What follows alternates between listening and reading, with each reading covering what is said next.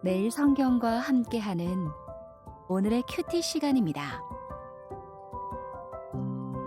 10월 12일 오늘의 말씀은 열왕기상 15장 9절에서 24절입니다.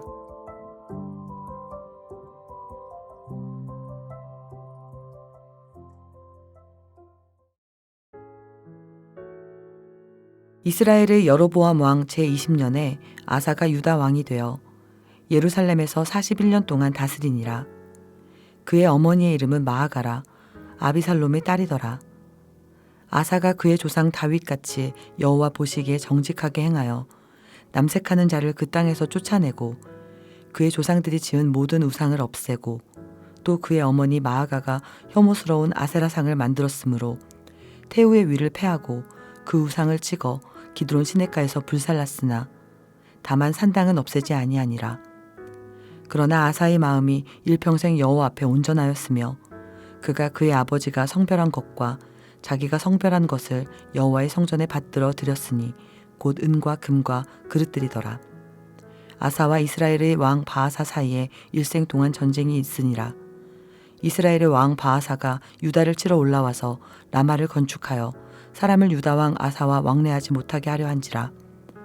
아사가 여호와의 성전 곳간과 왕궁 곳간에 남은 은금을 모두 가져다가 그 신하의 손에 넘겨 다메섹에 거주하고 있는 아람의 왕 헤시온의 손자 다브림몬의 아들 베나다덱에 보내며 이르되 나와 당신 사이에 약조가 있고 내 아버지와 당신의 아버지 사이에도 있었느니라. 내가 당신에게 은금 예물을 보냈으니 와서 이스라엘의 왕 바아사가 세운 약조를 깨뜨려서 그가 나를 떠나게 하라 하매 베나닷이 아사 왕의 말을 듣고 그의 군대 지휘관들을 보내 이스라엘 성읍들을 치되 이온과 단과 아벨 벤 마아가와 긴네렛 온 땅과 납달리 온 땅을 쳤더니 바아사가 듣고 라마를 건축하는 일을 중단하고 디르사에 거주하니라. 이에 아사 왕이 온 유다에 명령을 내려 한 사람도 모면하지 못하게 하여 바아사가 라마를 건축하던 돌과 제목을 가져오게 하고 그것으로 베냐민의 게바와 미스바를 건축하였더라. 아사의 남은 사적과 모든 권세와 그가 행한 모든 일과 성읍을 건축한 일이 유다 왕 역대시락에 기록되지 아니하였느냐. 그러나 그는 늙음하게 발에 병이 들었더라. 아사가 그의 조상들과 함께 잠에 그의 조상들과 함께 그의 조상 다윗의 성읍에 장사되고 그의 아들 여호사밧이 대신하여 왕이 되니라.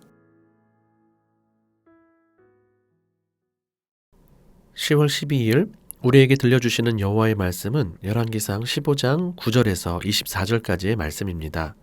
오늘은 유다 왕 아사에 관한 내용입니다. 크게 아사 왕이 우상을 제거한 이야기와 성전에 예물을 드린 이야기, 그리고 북이스라엘과의 전쟁을 위해 외교력을 발휘하여 아람 왕과 동맹을 맺은 이야기가 등장합니다. 먼저 아사가 우상을 제거한 이야기를 살펴보겠습니다.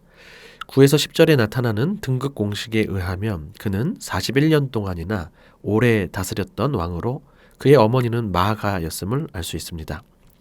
어제 본문에서 부친인 아비암의 어머니도 마아가였음을 기억하시면 뭔가 이상하다고 느껴졌을 텐데요.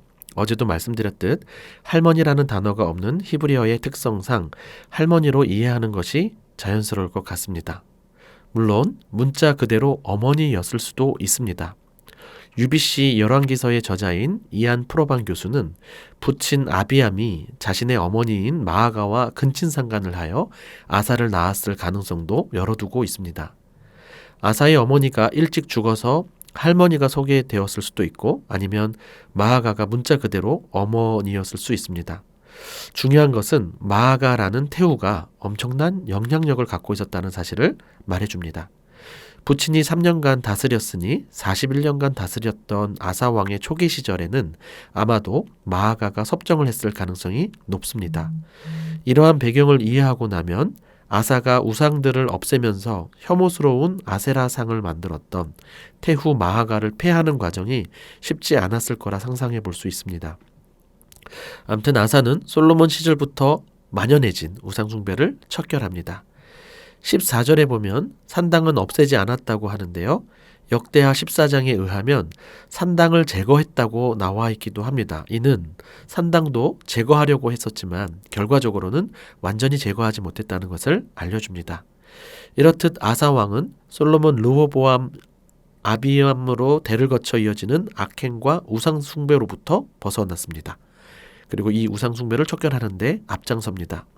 완벽하지 않지만 그의 마음이 일평생 여호와 앞에 온전하였다고 평가를 받는데요. 이는 하나님께서 그의 우상 제거 노력을 얼마나 귀히 보셨는지를 드러내주는 것 같습니다.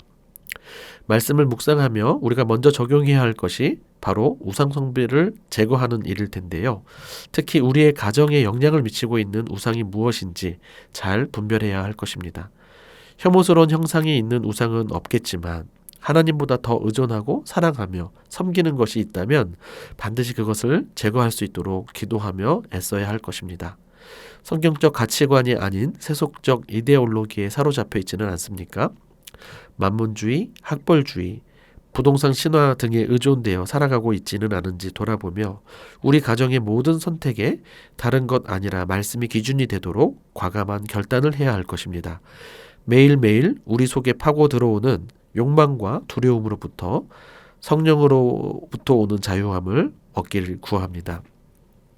아사왕은 버리기만 잘한 것이 아닙니다. 15절에 보면 은과 금과 그릇들을 성별하여 성전에 받들어 드리며 성전을 채우는 일에도 열심이었습니다. 우리 역시 말씀 앞에서 우리가 마이너스 해야 할 부분 또 플러스 해야 할 부분들을 잘 감당해야 될 것입니다. 우상을 제거하는 일에 힘쓰실 뿐 아니라 우리의 모든 것, 아니 우리 자신을 하나님 나라에 드리는 삶을 사는데 힘쓰는 일평생이 되기를 바랍니다. 16절부터 이어지는 말씀은 이스라엘 왕 바하사 사이에 전쟁이 있었는데 이를 해결하기 위해 아람과 동맹을 맺는 내용이 나타납니다. 북이스라엘 왕 바하사는 라마를 건축하여 북이스라엘 사람을 유다 왕 아사와 왕래하지 못하게 합니다. 역대하 15장에 의하면 아사 왕이 종교개혁을 하니 유다 사람뿐 아니라 에브라임과 므낫세와 시므온에 속한 백성들과 함께 예루살렘 성전에서 하나님만 섬기겠다는 언약을 맺습니다. 이에 불안을 느낀 바하사가 그 통행을 막으려 한 것이죠. 그런데 아사는 상황이 불리해지자 여호와의 성전 곳간과 왕궁 곳간에 있는 남은 은금을 모두 가져다가 아람에게 바칩니다. 방금 전에 살펴본 대로 하나님께 드렸었는데 그것을 다시 빼내어서 결국 아람에게 바치는 꼴이 된 것이죠. 마치 헌금 드린 것이 아까워 다시 돌려달라고 하는 꼴입니다. 이 부분에 대하여 역대기는 하나님을 의지하지 않은 불신앙으로 보고 선지자 하나니를 보내서 꾸짖는 내용이 나타납니다. 열왕기서에서는 우상 숭배 척결의 강조를 두어 자세히 언급하지는 않지만 아마도 23절에서 늙음하게 발이 병이 들었다는 것에서 간접적인 비판이 담겨 있는 것을 보게 됩니다.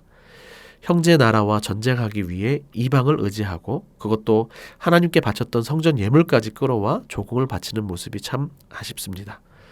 결국 당장의 위기는 모면했지만 22절에서 확인하는 바 건축을 위한 강제 동원에 온 유다 백성들은 모면하지 못하여 또다시 힘겨운 삶이 지속되는 것을 보게 됩니다. 우상을 제거하고 우리의 것 드리는 것이 일회성으로 그치지 않고 날마다 계속되어야 함을 깨닫게 됩니다.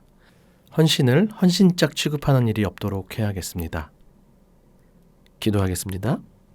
하나님 아버지, 아사 왕이 완벽하지 않고 또 말년에 좋지 못한 모습을 많이 보였음에도 마음이 일평생 하나님 앞에 온전하였다고 평가해 주실 만큼 우상 숭배의 척결을 귀히 보심을 깨닫습니다. 나와 우리 가정, 우리 공동체에 딱하니 자리 잡고 영향을 미치는 우상이 무엇인지 알게 해 주십시오. 그리고 그 우상을 과감히 제거할 수 있도록 다시금 하나님만 온전히 섬기는 나와 우리가 되도록 인도해 주시옵소서. 완벽하지 않았지만 선했고 선하지만 완벽하지 못했던 아사 왕의 다스림도 참 귀하지만 우리에게 영원히 완벽하고 완전한 왕을 보내주셨으니 우리 주 예수 그리스도의 통치 가운데 사는 복을 더 많이 누릴 수 있도록 역사하여 주옵소서. 예수님 이름으로 기도드립니다. 아멘.